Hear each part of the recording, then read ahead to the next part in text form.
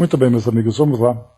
Retomando então aqui o nosso estudo do livro Sexo e Destino, de André Luiz, psicografia do Chico e Valdo Vieira.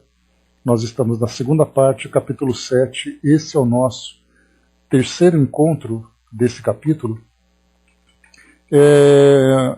onde nós então estudamos, essa prece realizada pelo irmão Félix, trazendo para nós aqui informações, esclarecimentos, valiosíssimos para o nosso aprendizado. Eu vou aqui fazer então a retomada do trecho em que nós estamos estudando, e ao mesmo tempo ela então conseguiu contatar Cláudio através de um movimento, de um gesto com a mão, no momento então em que ela já começava a se desligar.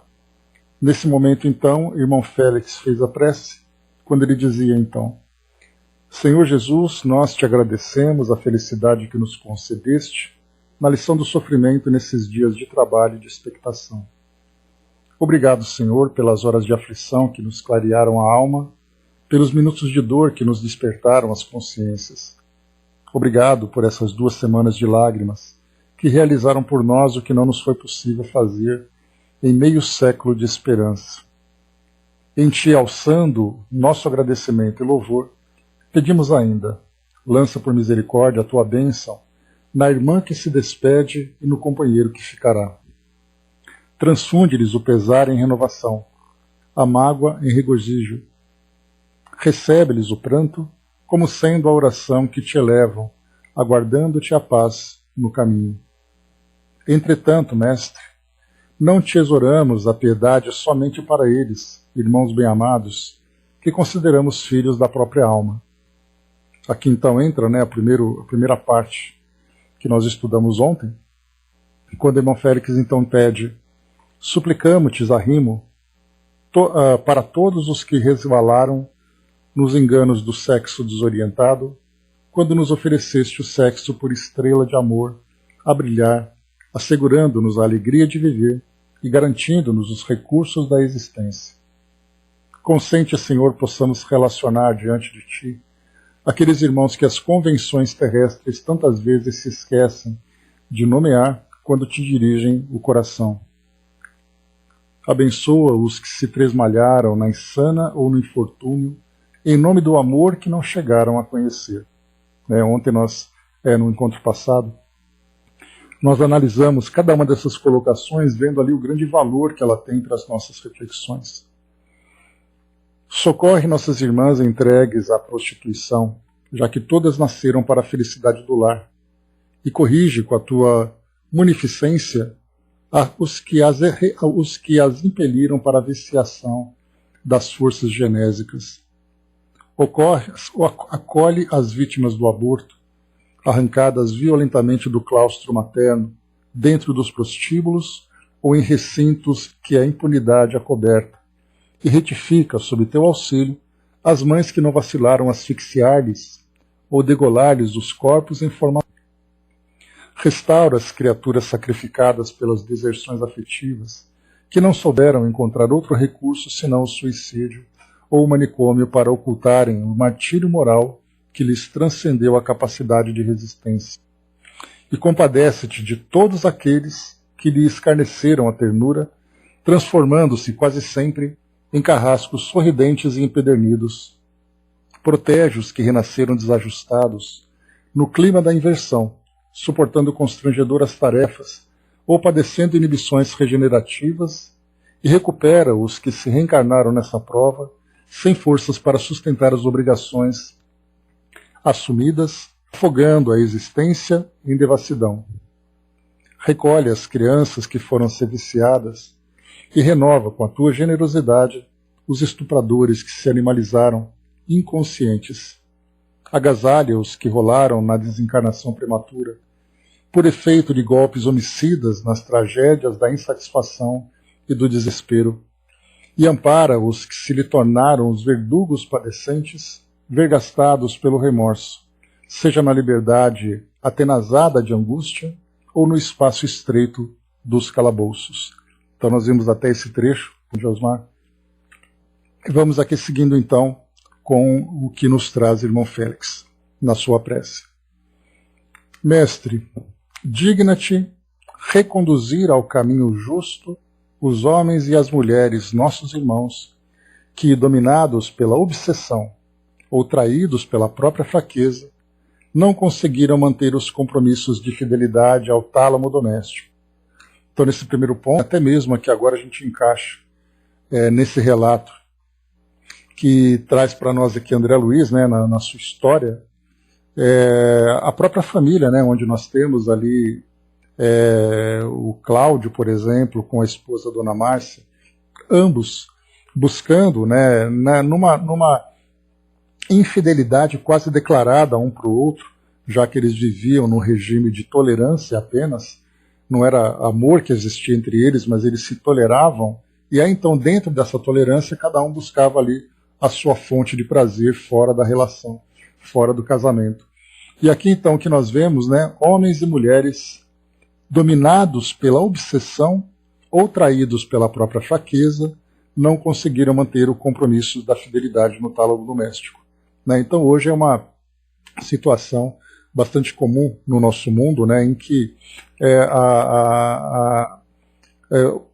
a profundidade do compromisso, né, afetivo entre as pessoas acaba sendo banalizada exatamente pelo nosso modo de viver na atualidade, onde nós temos as influências do meio, onde nós vivemos, em que hoje isso é absolutamente normal, inclusive relações que vão sendo construídas, tendo como princípio fundamental, como princípio base, a liberdade de cada um de poder viver esse prazer fora da relação, que eles chamam de um relacionamento aberto.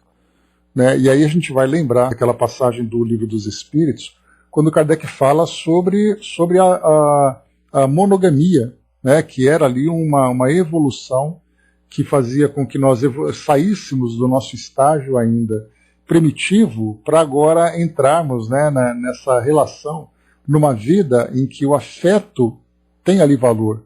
Né? É o tal do poliamor, se dizia exatamente. Né? E é abertamente, então as pessoas tratam isso com absoluta fidelidade, com absoluta clareza, né? Então, se cada um tem dessa liberdade, né? E nós vemos ali então que quando Kardec pergunta o que aconteceria, como seria para nós a abolição, né, da fidelidade, do casamento, da monogamia, aí os espíritos disseram então que seria um retrocesso, que nós voltaríamos à condição animal. E aí então o que nós percebemos é que nessas relações, chamada de poliamor, nas relações abertas, ou mesmo nas pessoas que vivenciam sua sexualidade, né, em grupos, mostra exatamente que o afeto é aquele que menos se valoriza e o prazer é aquele que mais se prevalece, né, que mais se ressalta nessa relação. E aí então nós vemos exatamente esse pequeno retrocesso, mas é um retrocesso que vai trazer o seu valor. Porque por mais abertos que todos estejamos, né, quando se busca a felicidade, ela virá através dessa relação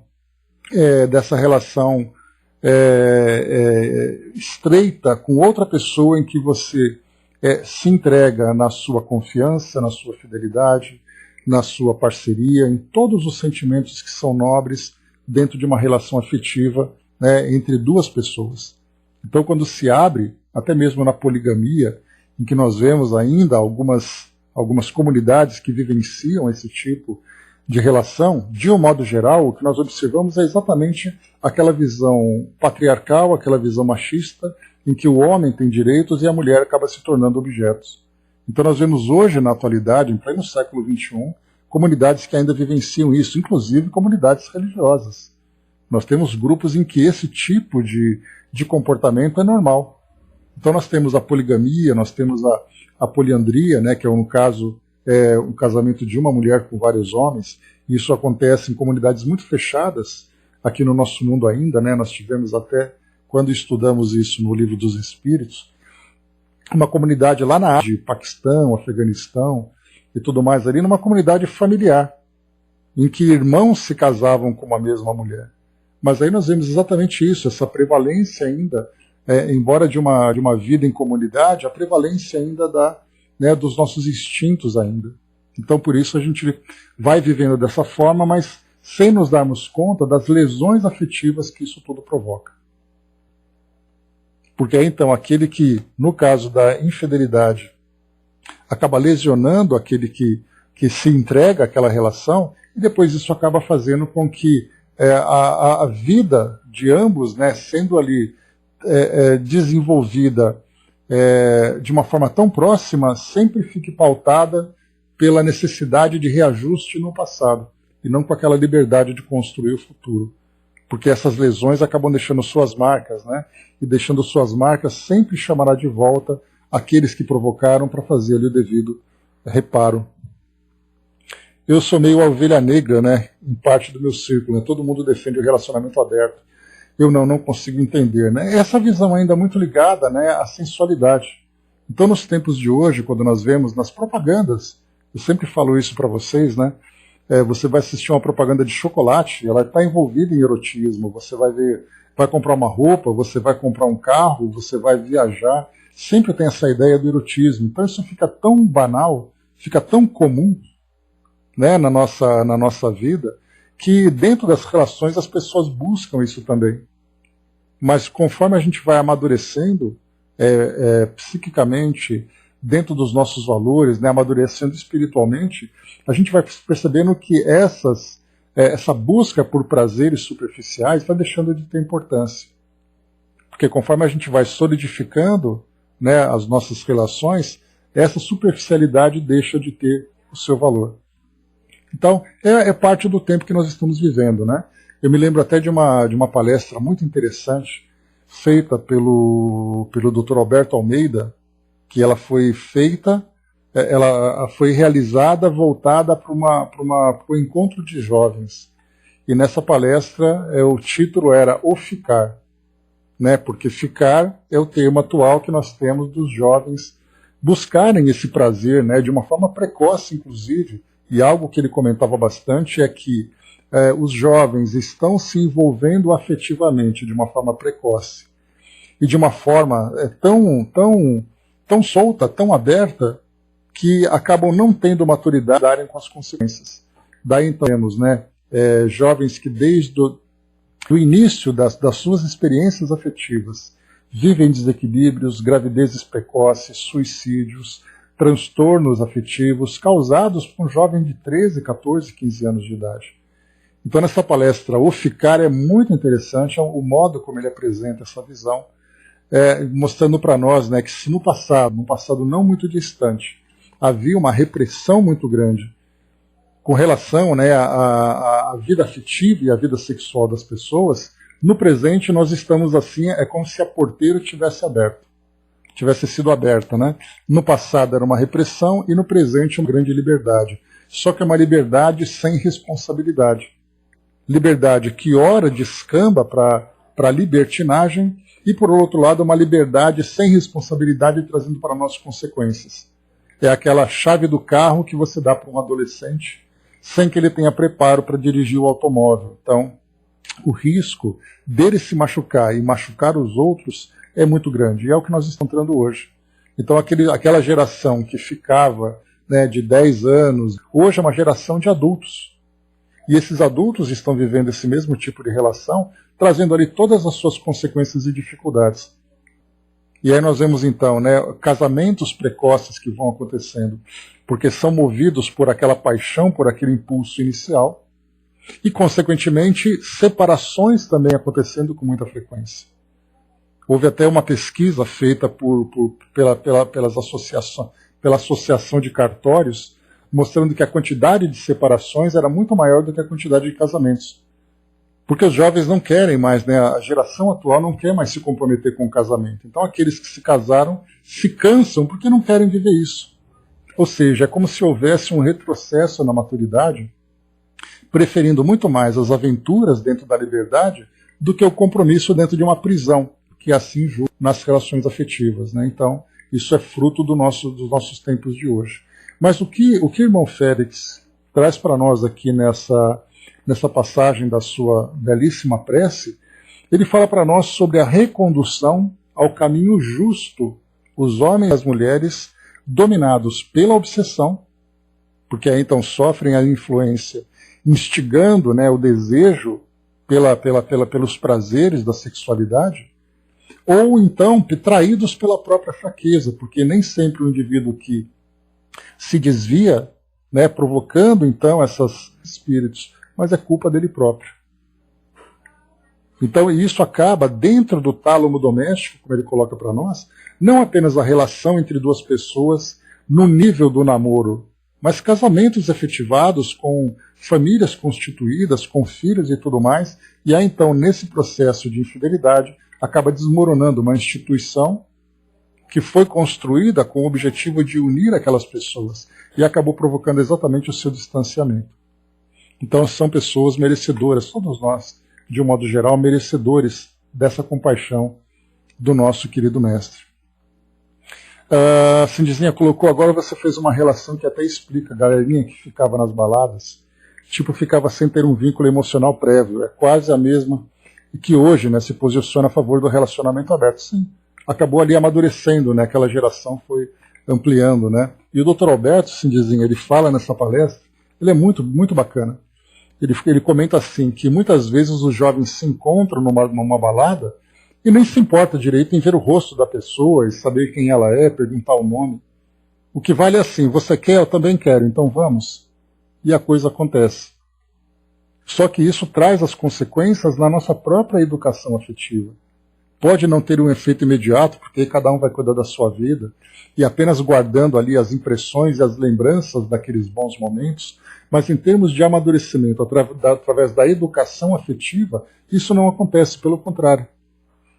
Nós vamos exatamente ali treinando, pondo em prática exatamente uma prática, uma atitude, uma ação que vai nos trazer desequilíbrio no futuro, seja um futuro próximo ou um futuro distante. Porque você deixa de respeitar a si mesmo e, ao mesmo tempo, você deixa também de respeitar o outro. Então, é o ciclo de desrespeitos, né? E naquela passagem que Jesus coloca, né? Ama teu próximo como a ti mesmo. Se você não é capaz de amar a si próprio, como é que você pode amar outra pessoa? E agora nós falamos do amor dentro da visão afetiva. Então, são situações do nosso mundo atual. Mas, como infelizmente nós aprendemos com muito mais facilidade com a dor do que com o amor, nós estamos colocando as nossas, né? E essas sementes darão seus frutos, infelizmente frutos bastante amargos. Avançando um pouco mais, Angelina colocou, né? As uniões de corpos diferem das uniões de espíritos. Bastante. E é isso porque se a nossa proposta reencarnatória é exatamente essa transformação moral, e essa transformação moral se dá, né, através da relação afetiva entre duas pessoas, da aproximação, nós estamos exatamente fazendo o contrário. Nós estamos fazendo com que esse distanciamento, esse afastamento, aconteça cada vez com maior intensidade. Né? Bom dia, abraço. Vamos lá então, continuando. Então já vimos esse primeiro grupo. Reequilibra os que fazem da noite pasto à demência. Né? Então, se na década de 1960, André Luiz trouxe para nós essa orientação de irmão Félix, falando sobre, né, os desvarios que acontecem à noite, né, fazer da noite o pasto da demência, imaginemos nos tempos atuais. Né? E nesses tempos atuais, eu me recordo de um programa, que eu até comentei com vocês já, chamado O Mundo Visto de Cima.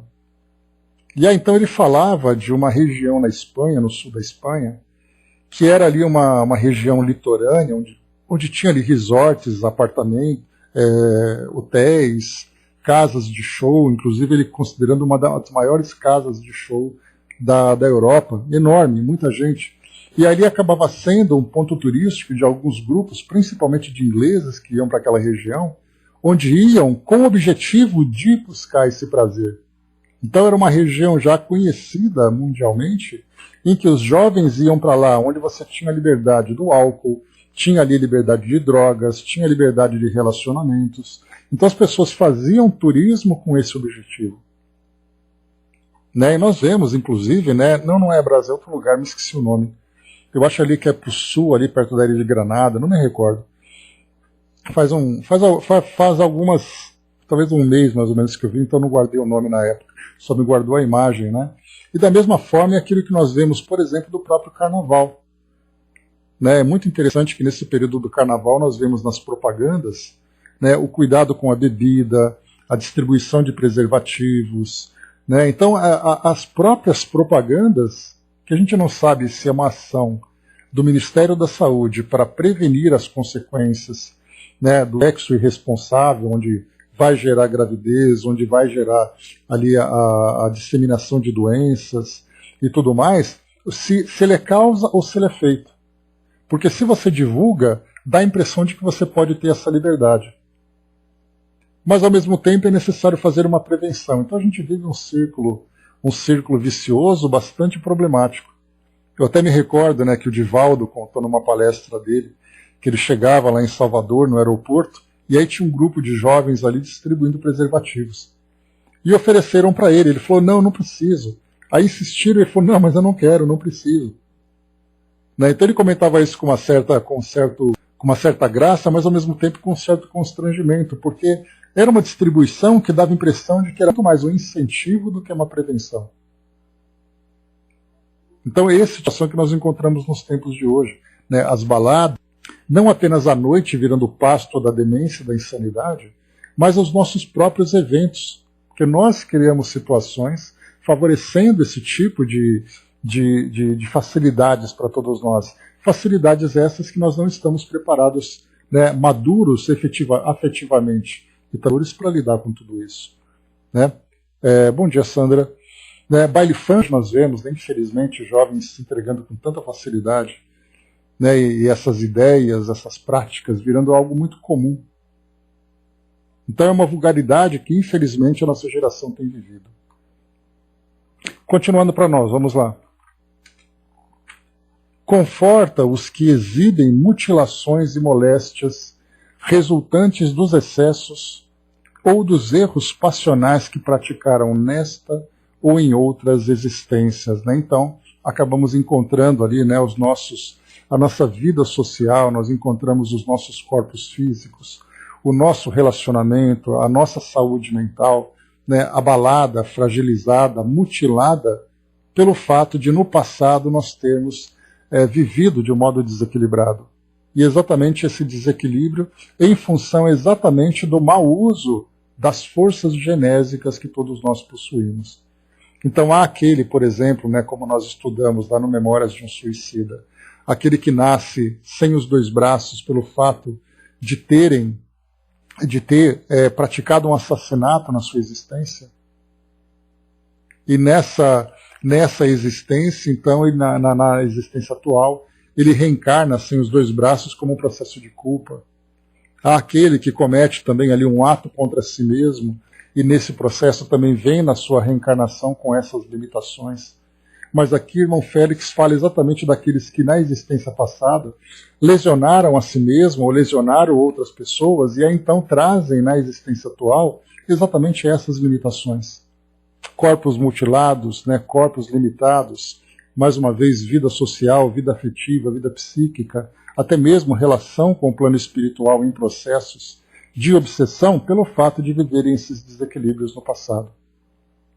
Então aqui o que é pedido por irmão Félix é para que Jesus conforte aqueles que exibem, exatamente porque através dessa sustentação, nessa existência atual, nós somos capazes então de viver com equilíbrio, convivendo bem com esse resultado de ações negativas, com essas expiações que são impostas ou que nós mesmos escolhemos. Porque de nada adianta vir com essas limitações sem ter a maturidade para poder aproveitar bem essa lição. Porque, do contrário, a revolta, né, o desejo insano de querer fazer com que isso volte a acontecer, eis aí, então, a grande dificuldade que nós encontramos, porque se você não aproveita da primeira vez, você terá a segunda, terceira, a quarta vez para poder fazer isso direito. Então, através desse conforto, através desse fortalecimento, nós seremos, então, capazes de limpar a nossa consciência e, através da limpeza da consciência, ter liberdade para poder recomeçar nas nossas jornadas. Né? O Braço colocou lá em cima, no começo da pandemia, fecharam uma rua de bar aqui Eu saía do corpo e via bares abertos, luzes acesas e lotadas, né? Pois é, Brás, fecha-se materialmente, mas espiritualmente tudo acontecendo, né? Eu saí sem máscara à noite, cometi por ficar despreocupado por estar sem máscara. Só depois lembrava, também faz parte, né? Sim, Brás, porque da mesma forma que nós encontramos,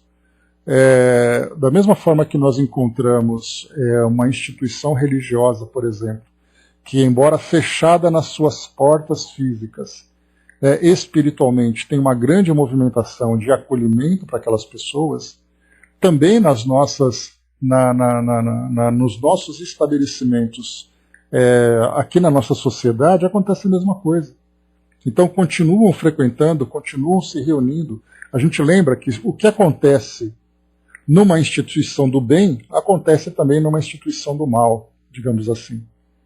Então certamente os espíritos continuam se reunindo, continuam se encontrando, vivendo ali as suas experiências naqueles ambientes onde a própria vibração já se encontra impregnada, né, pelas intenções, pelos sentimentos, pelos desejos daqueles espíritos que lá se encontram. Então, quando se encontra aberto, os encarnados estão participando.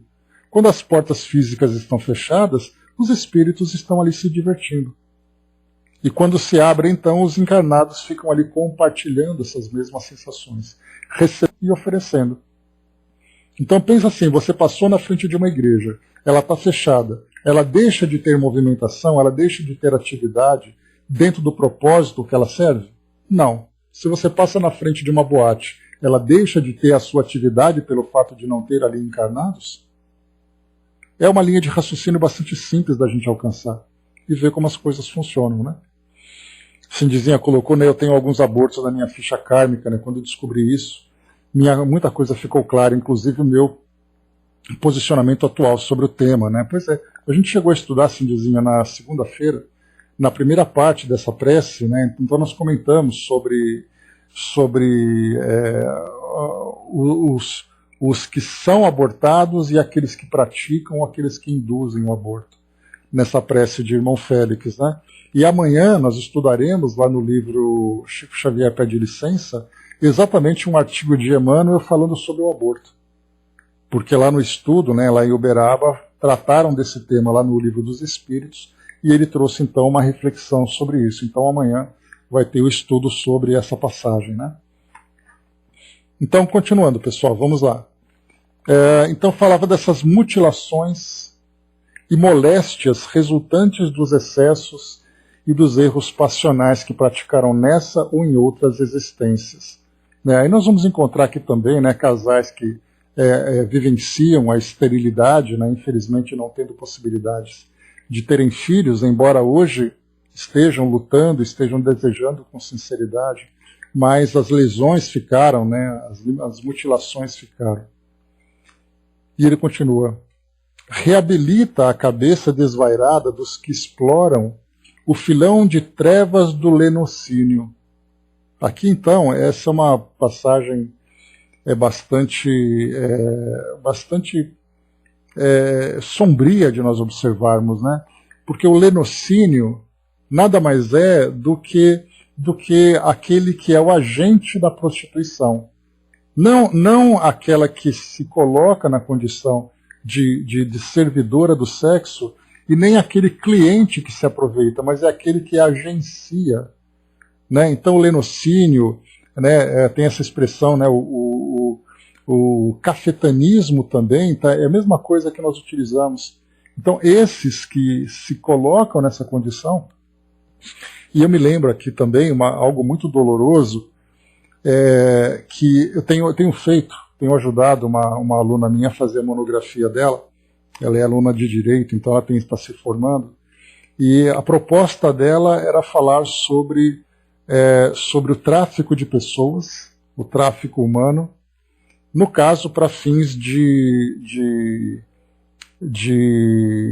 transplante de órgãos, de comércio ilegal de órgãos.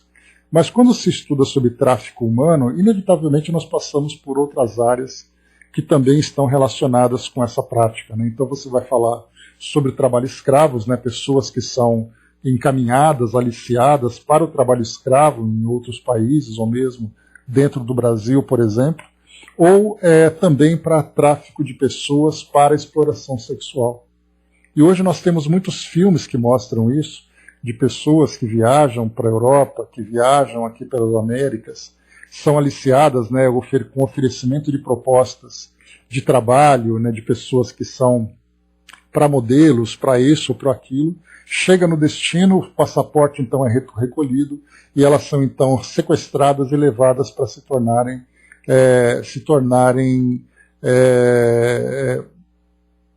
objetos, né, de práticas sexuais ilícitas, digamos assim, principalmente no leste europeu, que tem muito isso, né? Então filmes que mostram esse tipo de sequestro, esse tipo de prática. Então essas pessoas que fazem esse tipo de serviço de sequestro, de agenciamento, são exatamente esses, né, que estão ali no filão de trevas do lenocínio.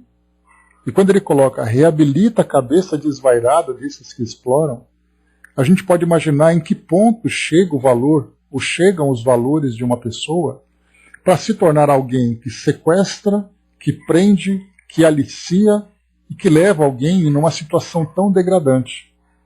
Aqui no Brasil nós temos isso, né? Tem um filme nacional chamado Anjos do Sol, se eu não me engano, que mostra no Nordeste crianças que são vendidas pelas famílias e se tornam depois garotas, né, de programa, aliciadas em locais de garimpo. Dá para a gente imaginar o tipo de vida que essas pessoas levam. E aí então elas são ali como libertas de exploração sexual, de trabalho forçado. Então o comprometimento que existe entre aqueles que organizam esse tipo de prática e aqueles que sofrem. Quanto e quanto tempo vai demorar para que esses indivíduos se reabilitem? E por isso então já pede aqui, irmão Félix, para reabilitar a cabeça desvairada das pessoas que vivenciam nas trevas do lenocínio. Né? Algo realmente muito, muito, muito dramático da gente pensar dessa forma. O Brasil aqui do trabalho escravo, a mesma coisa também, né? Continuando, vamos lá. Regenera o pensamento insensato dos que abusam da mocidade, propinando-lhes entorpecentes. Então são aqueles, né, que acabam sendo traficantes. Aqueles que, por exemplo, vendem bebida alcoólica para jovens, para menores de idade, aqueles que são traficantes. Então, que acabam afetando os jovens a responsabilidade que esses indivíduos têm. Mas aí nós vamos pensar, né, que existe a lei de causa e efeito. Ou melhor, existe a oferta e a procura. Há aqueles que procuram e há aqueles que oferecem. Como se isso fosse atenuar a responsabilidade daqueles que oferecem, assim como também atenuar a responsabilidade daqueles que procuram. Cada um ali tem a sua dose de responsabilidades. Então o que importa não é o que o outro procura, é o que eu ofereço. Porque se ele procura, é problema dele. Se eu ofereço, o problema é meu. E aí então esses espíritos também ali viverão, né, como foi colocado aqui pelo irmão Félix, regenera o pensamento insensato, porque é muito interessante a gente observar, interessante embora bastante triste, a frieza com que alguém que faz o tráfico de drogas, e nós temos filmes nacionais que mostram isso, né? Cidade de Deus, Tropa de Elite, vai mostrando toda essa movimentação nesses grupos, né? Então aquela pessoa que friamente oferece entorpecente para outro, sabendo que aquele outro vai se tornar dependente, que ele vai desencarnar. Quando a gente olha nas ruas de São Paulo, por exemplo, naqueles locais, né, que tristemente chamados de Cracolândia, quantos e quantos são aqueles jovens que ficam ali longe de suas famílias, vivendo nas ruas, exatamente porque alguém deu o primeiro passo, ou melhor, alguém deu o primeiro empurrão para que eles chegassem nessa condição. Então esses também são lembrados por irmão Félix.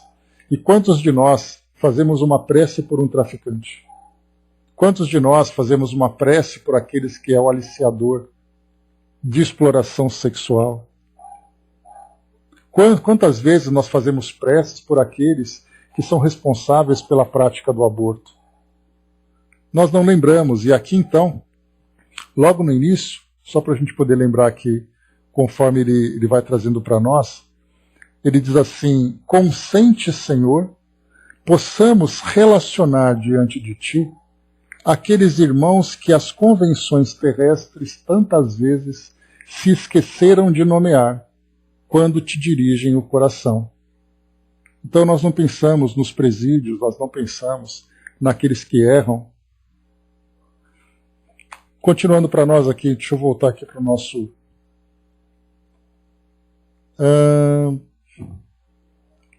Tá aqui. Só lembrando aqui, né, o Angelina colocou, isso aconteceu muito no passado, atualmente tem fiscalização sobre, né? Pelo menos tentam, né, Angelina, dentro das possibilidades, né, fazer com que haja uma cobertura do serviço público para evitar que isso aconteça. Mas, infelizmente, a gente acaba vendo que realmente isso acontece, né? Não com tantas proporções, né, quando se pega, por exemplo, né, sobre turismo sexual, em que pessoas vão para regiões turísticas e ali já existem jovens aliciadas para prestar esse tipo de serviço. Nas estradas onde caminhões passam, e nós temos ali, eu me lembro de uma reportagem em que uma garota de 14, 15 anos de idade cobrava R$10 por um programa com um caminhoneiro. Então a gente pensa, né, olhando apenas ali, são duas pessoas, cada uma vivendo suas vidas, mas a gente pensa naquele espírito, aquela criança de 10 anos de idade, que já teve a sua existência absolutamente comprometida. Porque mesmo que ela seja ali retirada daquela condição, mesmo que ela seja adotada por uma família, ela dificilmente vai conseguir recuperar o equilíbrio do trauma que foi gerado daquele tipo de experiência.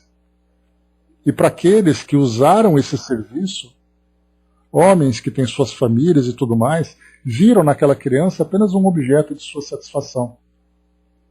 Então isso mostra, né, por isso que essa história que André Luiz conta para nós, muito mais do que o relato envolvendo essas personagens todas, a gente estende isso para a nossa sociedade, dos nossos tempos atuais, nesse passado não muito distante, e a gente começa a ver nas entrelinhas essa realidade no nosso mundo hoje, infelizmente.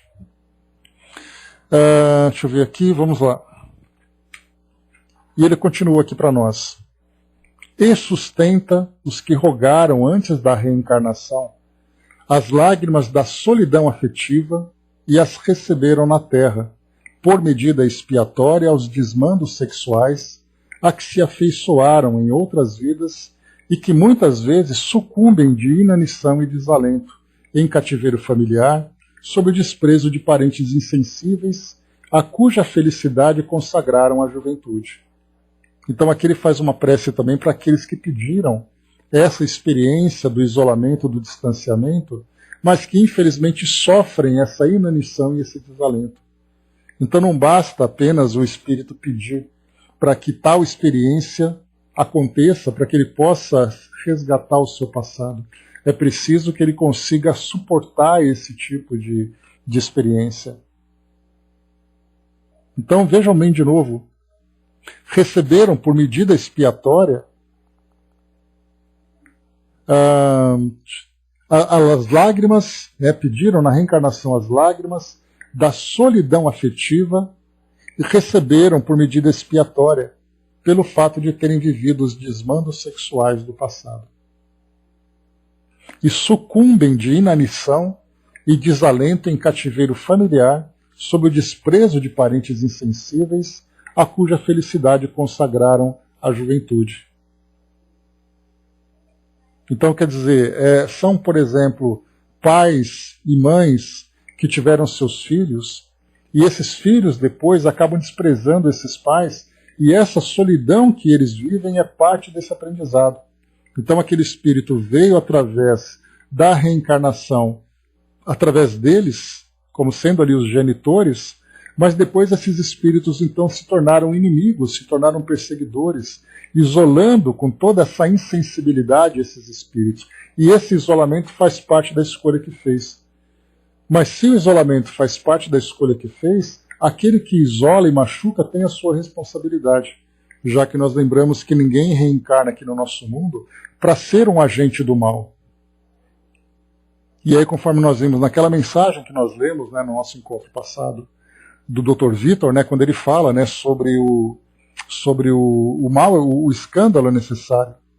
E nesse escândalo nós vamos lembrar que, sim, a dor que aquele espírito vivencia, né, manda Dudu, a dor que aquele espírito vivencia é uma necessidade que ele tem. Mas ai daquele que provoca a dor. Porque aquele que provoca, ele não veio incumbido com essa missão. Você reencarnou para poder machucar aquele que te machucou no passado. A gente sabe que não funciona dessa forma. Antes de avançarmos aqui, chegamos aqui a nossa orientação. Muito obrigado. Diz assim, né? Veja bem, o modo de se espiar faz com que alguns irmãos detenham, na sua forma física, retrocessos que o levarão a conter as suas relações com a sociedade, que o verá como alguém do nada, que não servia a nada. Porém, essa mesma expiação traz a alguns, na sua posição mental, uma inteligência tão reveladora que esse mesmo espírito, em seu processo expiatório, esquece do seu corpo físico que nada de errado tem aos olhos do plano maior, e ajuda bastante a sua relação com a sua mente, que vem inteligentemente mais forte e criativa, para que esses fatos do passado não sejam uma interrupção em pensamentos retroativos, que só farão perder seu tempo com anexos que só chegarão se essa irmã ou irmão o quiser. Portanto, o processo expiatório não é um castigo na relação corpo espiritual com o corpo físico, e sim um melhor contexto para futuras e melhores revelações, com a sua melhor posição hoje na sua vida atual. Siga em frente como acontece agora com quem tem essa mente rica e bem absorvida de elementos primordiais nesse seu crescimento que se vê atualmente nessa sua vida. Né? Então, uma mensagem bem bacana, né? Porque a experiência que é escolhida por muitos, né? Por cada um de nós, essa experiência, claro, sendo uma expiação, ela traz ali o seu teor de sofrimento, de dor, porque vai sempre contra aquilo que nós gostamos, né, do prazer que nós buscamos no nosso modo de viver. Mas eu me lembro, né, o Altivo Panfiro, lá o nosso saudoso Altivo, né, que foi um dos fundadores ali do Centro Espírita Leon Denis, numa das suas instruções ele trazia de uma forma bem interessante, né, existe uma diferença entre prova e expiação. Não, nem precisa. Né? Então, existe diferença entre prova e expiação. Né? Geralmente o espírito que está expiando, ele pode se tornar mais dócil, enquanto que o espírito sendo provado, ele acaba se tornando mais rebelde. Né? E é muito interessante porque eu conheci pessoas que traziam essa limitação física, muitas vezes severa, e que não aceitavam isso com facilidade. Né? Viam revolta, tentavam contornar, acabavam muitas vezes até se comprometendo e comprometendo outras pessoas, lesionando-as afetivamente. Então, na verdade, assim, para todas as circunstâncias, nós temos que aproveitar a oportunidade que nós temos para o nosso desenvolvimento intelectual e moral. Isso é de praxe, todos nós sabemos. Mas cada um tem ali circunstâncias que vão se tornar desafiadoras. E conforme nós aceitamos esse desafio e seguimos em frente nesse processo de crescimento, a conquista se torna muito mais saborosa. Porque você vencer dentro das facilidades é uma coisa. Você vencer sendo desafiado é outra. Né? Então, o esforço pelo menos é grande de todos nós. Felizes de nós que conseguimos dar esse passo. É de se entender, pois muitos e muitos não conhecem a revelação do Espiritismo. Né? Então, felizes de nós que temos contato, né, nessa estrada tão abençoada que hoje nós trilhamos. Né? E seguimos tentando. Né? Eu acho que o esforço é válido. Né? A conquista vem como consequência. Bom dia, embaixador. Mas obrigado mais uma vez pela participação. Saudosa, como sempre. Então aqui para nós traz então mais uma vez essas lágrimas, né, da solidão afetiva, assim como aqui em cima também, né, das dores que nós falamos. Aqui foi falado das lágrimas, aqui em cima também foi falado das mutilações e moléstias resultantes desses excessos ou de erros. Enfim, né, a lei de causa e efeito ela é imperativa, mas ela não é tendenciosa, ela não favorece uns e favorece outros. Ela vem exatamente na medida daquilo que nós precisamos. E basta que nós tenhamos, então, esse olhos de ver, né, como lembra Jesus, e esse ouvido de ouvir, para a gente poder ver a nossa realidade e ouvir o que essa realidade está nos mostrando e nos dizendo. E sabermos fazer uso, aproveitar essa oportunidade para o nosso próprio crescimento. Lembrando mais uma vez, né, que tudo que é mal feito tem que ser feito 2 vezes e a segunda vez é pior. Nós estamos na segunda vez. Se nós forçarmos, terá uma 3ª vez com mais agravantes.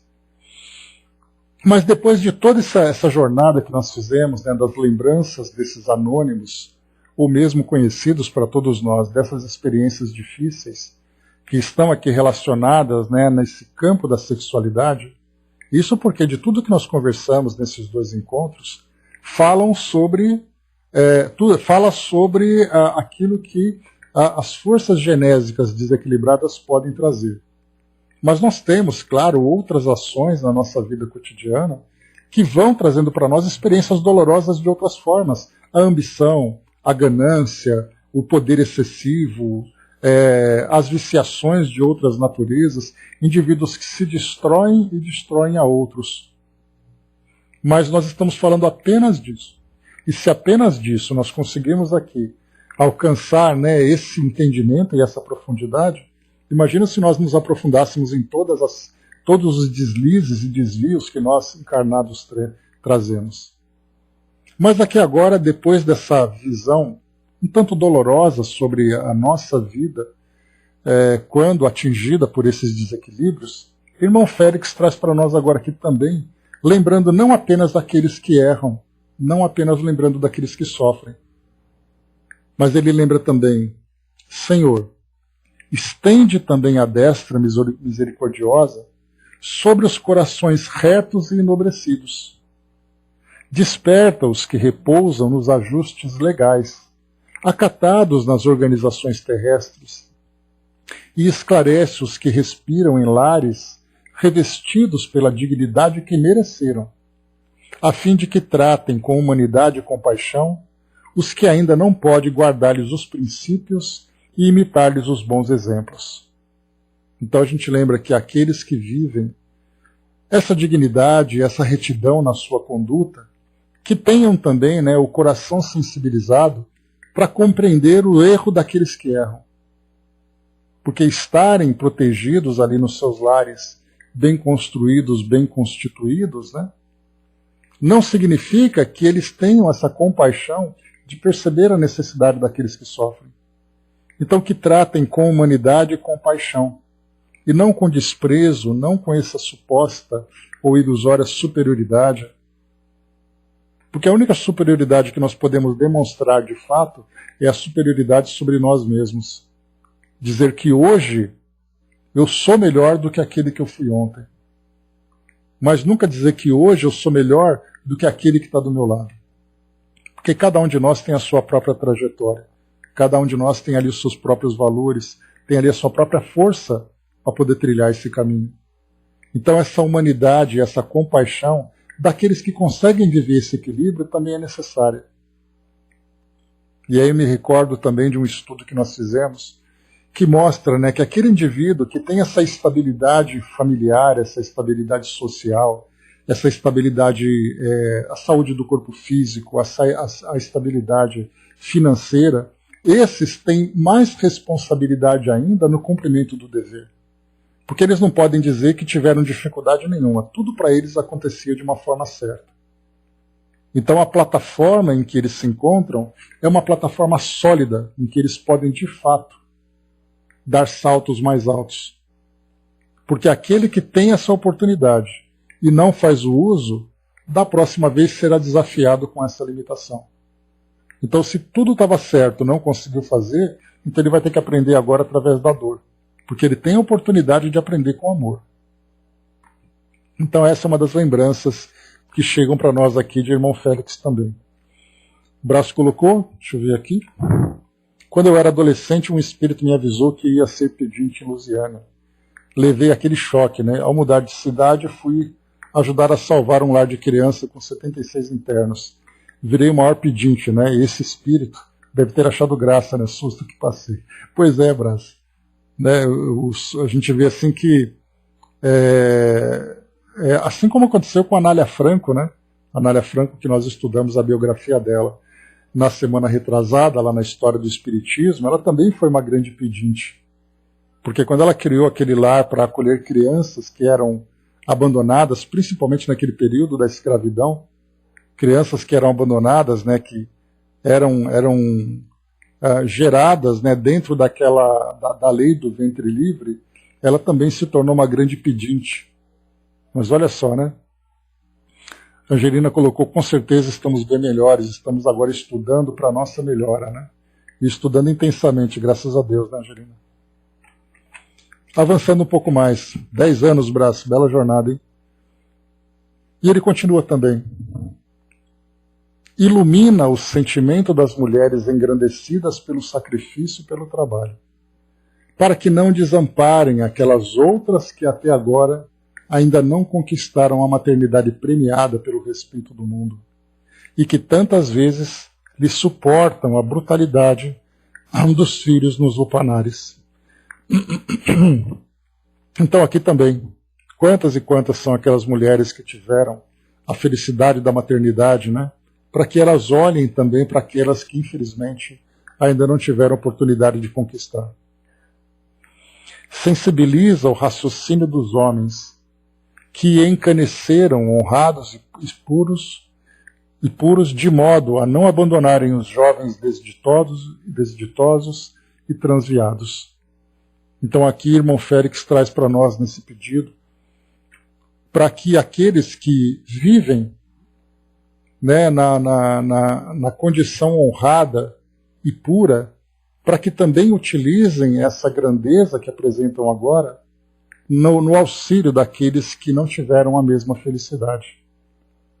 Então, nas famílias bem construídas, nas mulheres que alcançaram a maternidade dentro daquela beleza que se espera, aqueles que vivem, né, na honra e na pureza, que nenhum desses que hoje se encontram nessa condição tão estável e tão digna, que aproveitem essa estabilidade e essa dignidade para olhar para aqueles que ficaram para trás, aqueles que são esquecidos, aqueles que não têm forças para caminhar, instigando-nos, né, a fortalecer cada vez mais essa grande cadeia de solidariedade, em que o mais forte ajuda o mais fraco.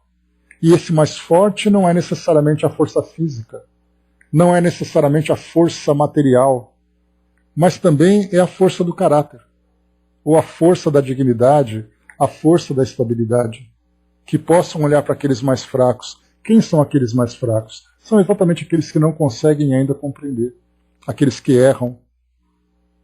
Porque desprezar aqueles que estão na condição do erro é a nossa atitude mais simples.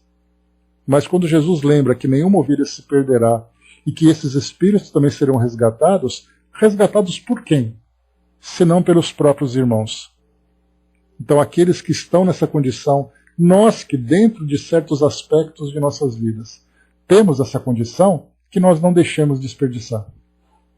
Porque se nós temos desafios de um lado, nós temos segurança do outro. E é uma frase que martela muito na minha mente, né? Quando alguém tem ali alguma necessidade, né, basta que nós nos coloquemos no lugar dela. E essa pessoa nos procura, ou se mostra necessitada, nos coloquemos no lugar dela. E se fôssemos nós que tivéssemos que pedir, tivéssemos que implorar e sofrer humilhações? Então que isso nos sensibilize. E depois ele coloca: Senhor, não consintas que a virtude se converta em fogo no tormento dos caídos, nem permitas que a honestidade se faça gelo nos corações. Então essa virtude se converta em fogo no tormento dos caídos, muitas vezes a virtude que nós achamos ter se torna exatamente aquele objeto que nós jogamos, atiramos no rosto daquela pessoa que sofre. Porque eu sou de uma boa família, você é um perdido. Ou seja, a minha boa família, a minha condição nessa boa família é a pedra que eu atiro no rosto daquele que não tem a mesma estrutura. A minha honestidade se torna exatamente aquele objeto que eu lanço no rosto daquela pessoa que não tem ainda essa força moral para lidar com as próprias fraquezas e com as provocações e estímulos que o mundo ainda tem. Até nisso nós temos que pensar. Alguém que tem ali um bom trabalho, uma boa família, uma boa saúde, uma boa condição, isso não é crescimento espiritual para ele. Isso são circunstâncias que ele está vivenciando que proporciona para ele essa estabilidade. Mas se ele não souber fazer o uso dessa plataforma para poder se desenvolver espiritualmente, principalmente no campo da solidariedade, da fraternidade e da caridade, nada disso tem valor. Paulo de Tarso fala isso, né? Ainda que eu falasse a língua dos homens, sem amor, não passo de um sino que fica batendo, fazendo barulho.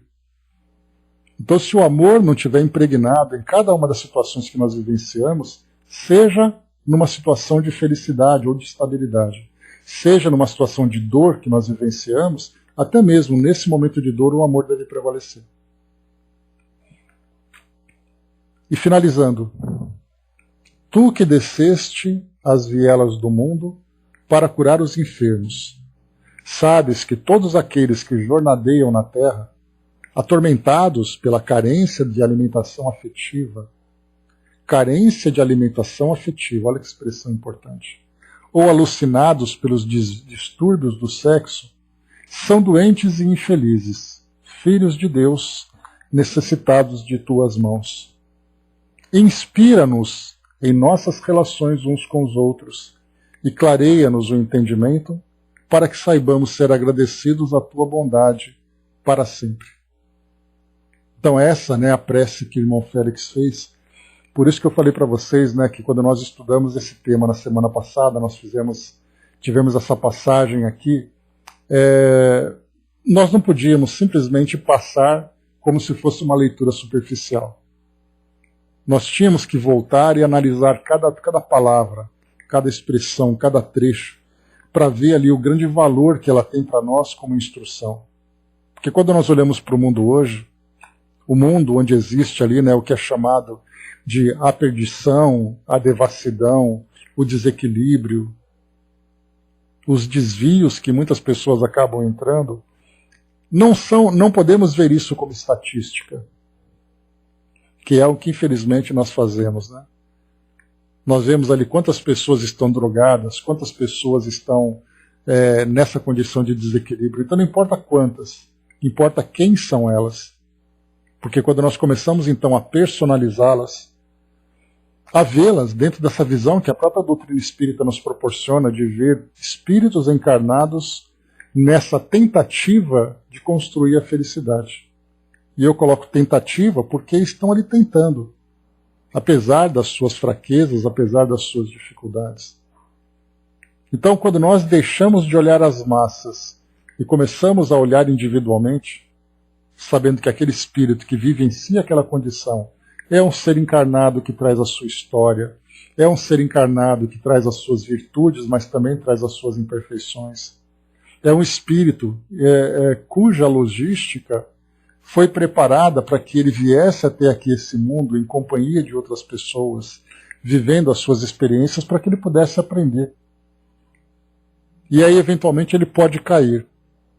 Mas essa queda não é apenas ali alguém que sofreu, né, esse desvio, mas é um espírito que tem ali aqueles que o acompanham no plano espiritual, aquele que é o seu protetor espiritual, aqueles espíritos familiares. Todos aqueles que, de alguma forma, estão ali ajudando para que ele possa se desenvolver, e acabou caindo.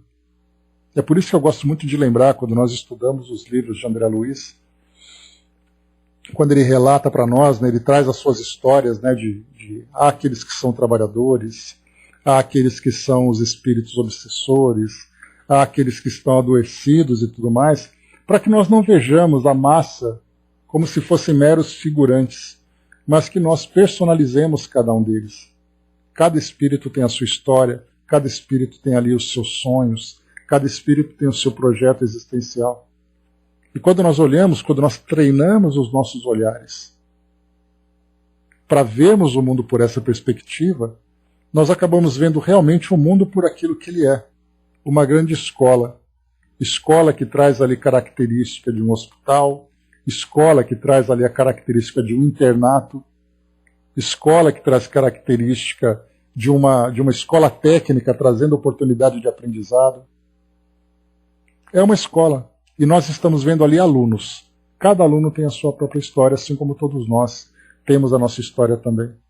Quando nós olhamos assim, nós deixamos de ver, né, simplesmente números e massas, mas temos ali rostos, sonhos, desejos.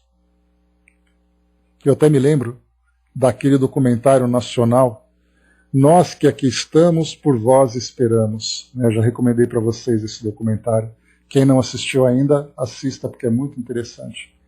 E ali então, naquele documentário que vai mostrando aquelas imagens em preto e branco, do final do século XIX, começo do século XX e tudo mais, vai chegando também na Segunda Guerra Mundial e tem aquela frase, né, uma passagem que eu gosto muito, que até por acaso, eu lembrei que eu tenho ela anotada aqui no meu computador, que eu vou ler para vocês agora, que era exatamente esse trecho. Olha só que coincidência. Vou ler para vocês agora.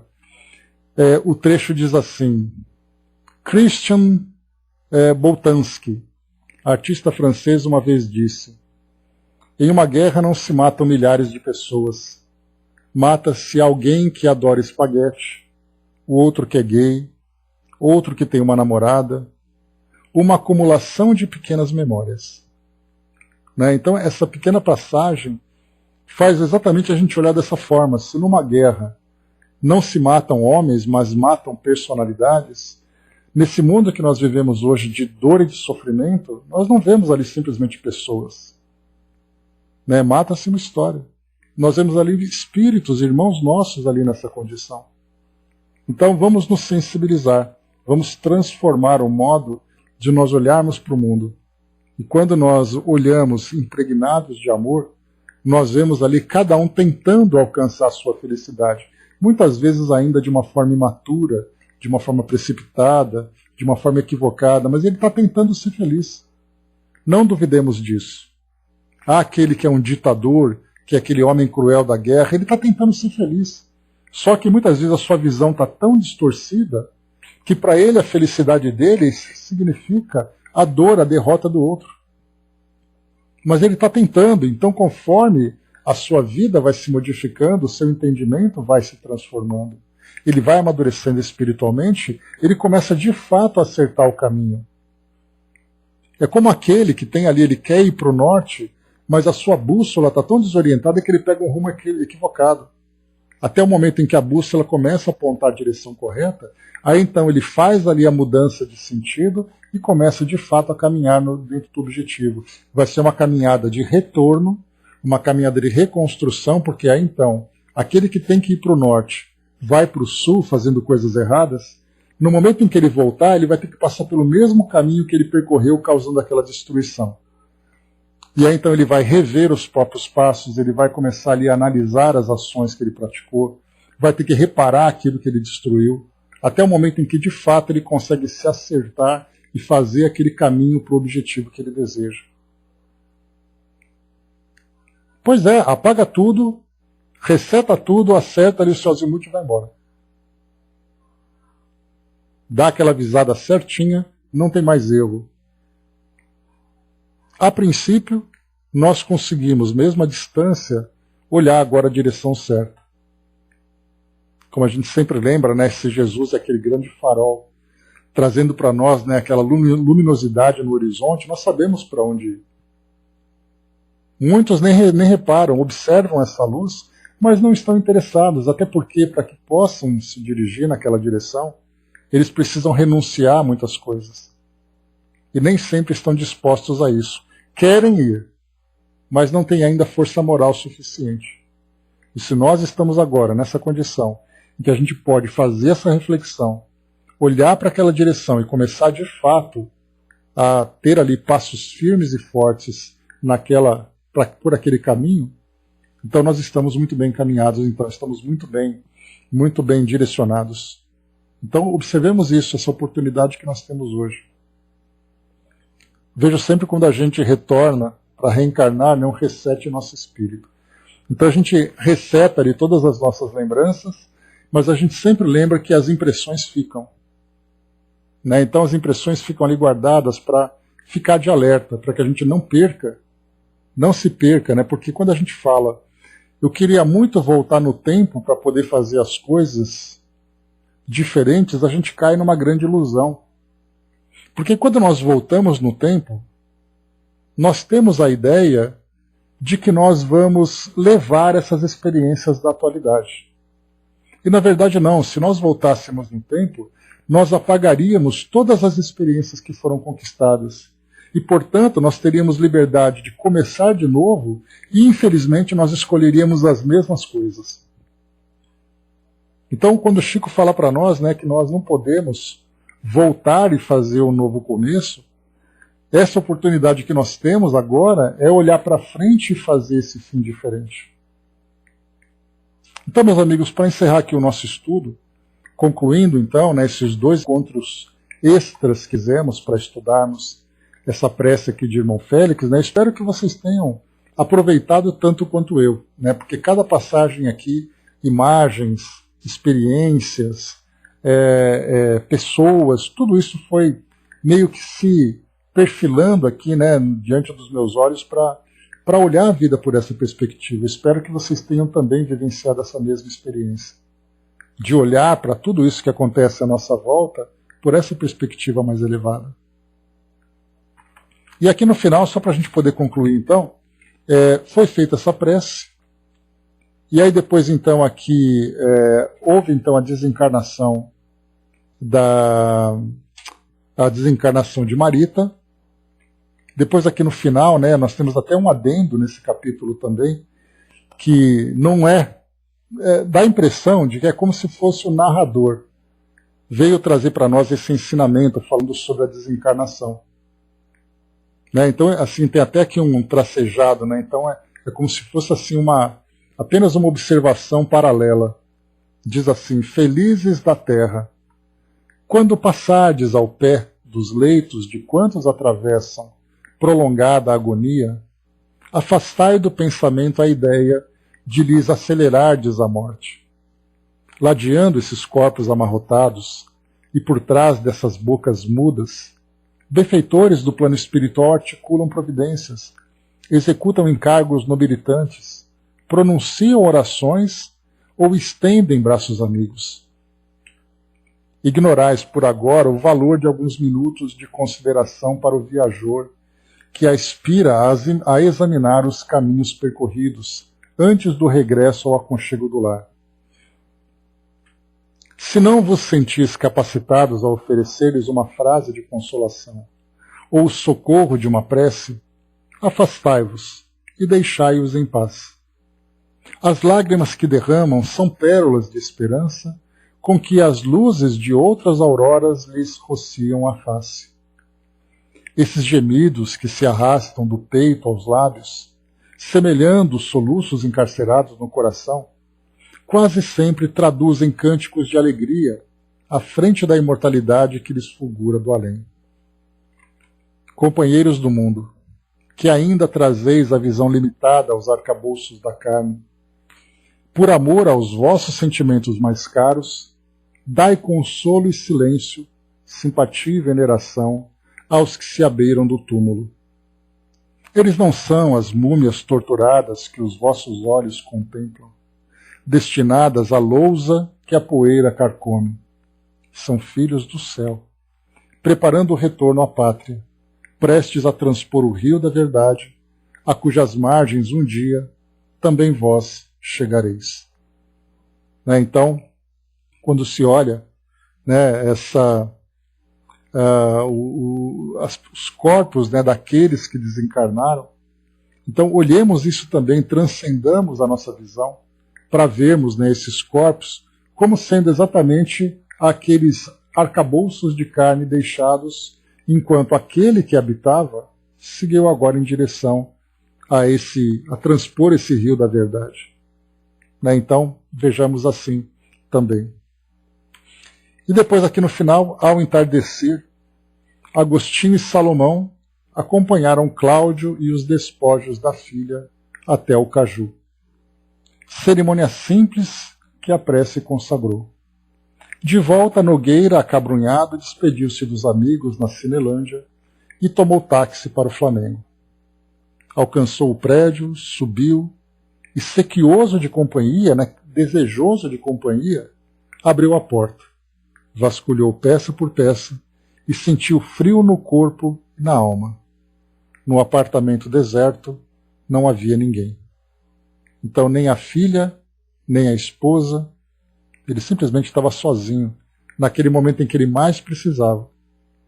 Mas aí a gente vai lembrar sempre, né, que a vida, ela é sempre para nós uma semeadura constante. Aquele que semeia a indiferença, no momento que mais precisa, vai se tornar indiferente para os outros. Então aqui, infelizmente, ele acabou se deparando nesse deserto que ele próprio criou. Porque embora eles estivessem, todos eles vivendo sob o mesmo teto, cada um tinha a sua própria vida. E agora, em que ninguém tinha interesse em estar próximo de ninguém, ele então se encontrava sozinho. Então esse é o capítulo 7 que nós concluímos agora, definitivamente. E vamos então para o nosso capítulo número 8, que no próximo encontro, então, nós iniciaremos. Né? Aqui também me lembrei, né, quando a gente fala sobre prostíbulos e tudo mais, né, que a gente estudou sobre nessa parte da sexualidade e tudo mais, nos tempos atuais nós temos a tecnologia, onde nós temos, né, a pornografia, onde nós temos sites, onde nós temos aqueles que pagam para assistir a essas exibições. Né? Então tudo isso também faz parte desse universo, né, tecnológico que nós vivemos. Então, embora mudam-se os métodos, a essência continua a mesma. Que nós encontramos, né, por exemplo, no nosso atendimento fraterno, aqueles que pedem ajuda porque se tornaram viciados nesse sexo virtual. Então temos aqueles que aliciam, aqueles que oferecem, aqueles que consomem, da mesma forma que acontece no mundo físico. Então não importa a forma como acontece, o que importa é o que acontece. E isso, infelizmente, é uma realidade nossa. Muito bem, tem apostas virtuais, tem tudo, né? Tudo. A tecnologia ela é neutra, né? Mas nós, através das nossas tendências e das nossas escolhas, nós fazemos o uso dela do modo como é mais conveniente. E é, infelizmente, né, com a tecnologia tão fácil